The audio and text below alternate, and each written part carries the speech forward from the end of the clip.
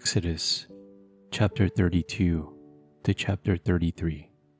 When the people saw that Moses was so long in coming down from the mountain, they gathered around Aaron and said, "Come, make us gods, who will go before us. As for this fellow Moses, who brought us out of Egypt, we don't know what has happened to him." Aaron answered them, "Take off the gold earrings that your wives, your sons, and your daughters are wearing, and bring them to me." So all the people took off their earrings and brought them to Aaron. He took what they handed him and made it into an idol cast in the shape of a calf, fashioning it with a tool. Then they said, "These are your gods, Israel, who brought you up out of Egypt." When Aaron saw this, he built an altar in front of the calf and announced, "Tomorrow there will be a festival to the Lord." So the next day the people rose early and sacrificed burnt offerings and presented fellowship offerings. Afterward they sat down to eat and drink and got up to indulge in revelry. Then the Lord said to Moses, "Go down, because your people, whom you brought up out of Egypt, have become corrupt. They have been quick to turn away from what I commanded them, and have made themselves an idol cast in the shape of a calf. They have bowed down to it and sacrificed to it, and have said, 'These are your gods, Israel, who brought you up out of Egypt.' I have seen these people," the Lord said to Moses, "and they are stiff-necked people. Now leave me alone, so that my anger may burn against them, and that I may destroy them. Then I will make you into a great nation." But Moses sought the favor of the Lord his God.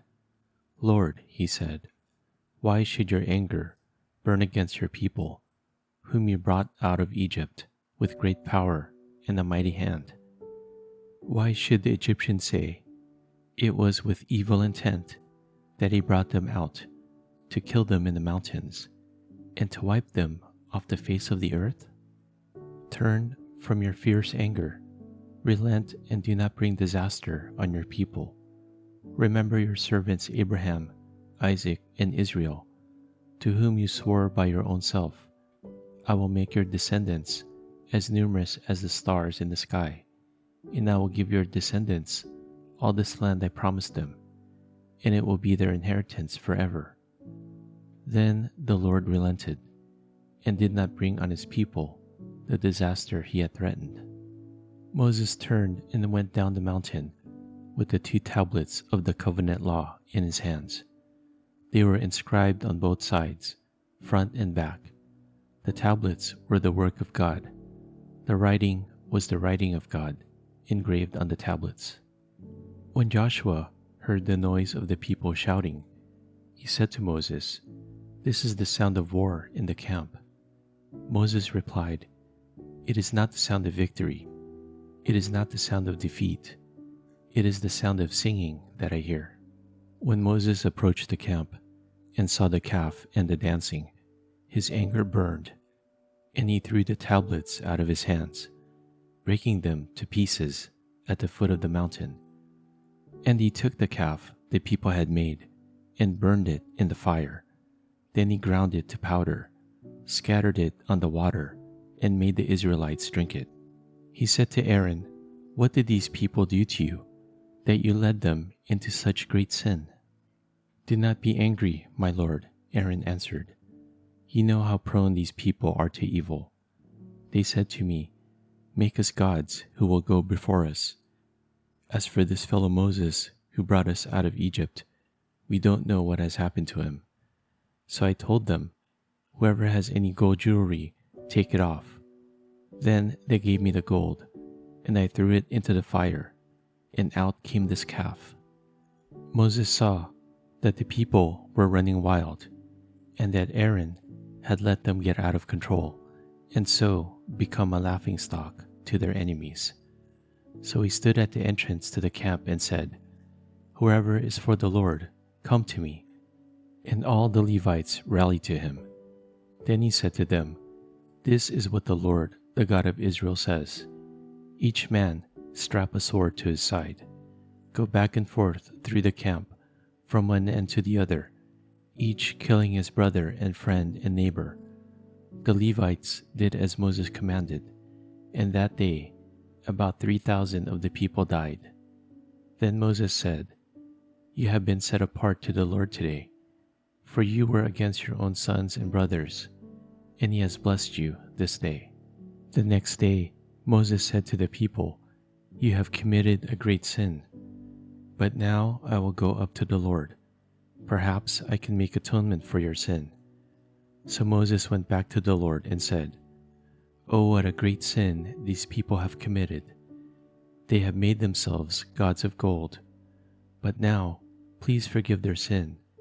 But if not, then blot me out of the book you have written." The Lord replied to Moses, "Whoever has sinned against me, I will blot out of my book. Now go, lead the people to the place I spoke of, and my angel will go before you. However, when the time comes for me to punish, I will punish them for their sin." And the Lord struck the people with the plague because of what they did with the calf Aaron had made. Then the Lord said to Moses, "Leave this place, you and the people you brought up out of Egypt, and go up to the land I promised an oath to Abraham, Isaac, and Jacob, saying, 'I will give it to your descendants.' I will send an angel before you and drive out the Canaanites, Amorites, Hittites, Perizzites, Hivites, and Jebusites. Go up to the land flowing with milk and honey, but I will not go with you, because you are a stiff-necked people, and I might destroy you on the way." When the people heard these distressing words, they began to mourn, and no one put on any ornaments. For the Lord had said to Moses, "Tell the Israelites, you are a stiff-necked people. If I were to go with you even for a moment, I might destroy you. Now take off your ornaments, and I will decide what to do with you." So the Israelites stripped off their ornaments at Mount Horeb. Now Moses used to take a tent and pitch it outside the camp some distance away, calling it the tent of meeting. Anyone inquiring of the Lord would go to the tent of meeting outside the camp. And whenever Moses went out to the tent, all the people rose and stood at the entrances to their tents, watching Moses until he entered the tent. As Moses went into the tent, the pillar of cloud would come down and stay at the entrance, while the Lord spoke with Moses. Whenever the people saw the pillar of cloud standing at the entrance to the tent, they all stood and worshipped, each at the entrance to their tent. The Lord would speak to Moses face to face, as one speaks to a friend. Then Moses would return to camp, but his young aide Joshua, son of Nun, did not leave the tent. Moses said to the Lord, "You have been telling me, 'Lead these people,' but you have not let me know whom you will send me with. You have said, 'I know you by name,' and you have found favor with me. If you are pleased with me, teach me your ways, so I may know you and continue to find favor with you. Remember that this nation is your people." The Lord replied, "My presence will go with you, and I will give you rest." Then Moses said to him, "If your presence does not go with us, do not send us up from here. How will anyone know that you are pleased with me and with your people unless you go with us? What else will distinguish me and your people from all the other people on the face of the earth?" And the Lord said to Moses, "I will do the very thing you have asked, because I am pleased with you, and I know you by name." Then Moses said, "Now show me your glory." And the Lord said, "I will cause all my goodness to pass in front of you, and I will proclaim my name, the Lord, in your presence.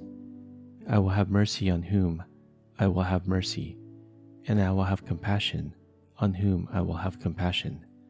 But he said, "You cannot see my face, for no one may see me and live." Then the Lord said, "There is a place near me where you may stand on a rock. When my glory passes by, I will put you in a cleft in the rock, and cover you with my hand until I have passed by. Then I will remove my hand, and you will see my back, but my face must not be seen. Matthew chapter 26, verse 69 to chapter 27, verse 14. Peter disowns Jesus. Now Peter was sitting out in the courtyard, and a servant girl came to him. "You were also with Jesus of Galilee," she said. But he denied it before them all. "I do not know what you are talking about," he said. Then he went out to the gateway, where another servant girl saw him, and said to the people there, "This fellow was with Jesus of Nazareth." He denied it again, and an oath, "I do not know the man." After a little while, those standing there went up to Peter and said, "Surely you are one of them. Your accent gives you away." Then he began to call down curses, and he swore to them, "I don't know the man." Immediately a rooster crowed.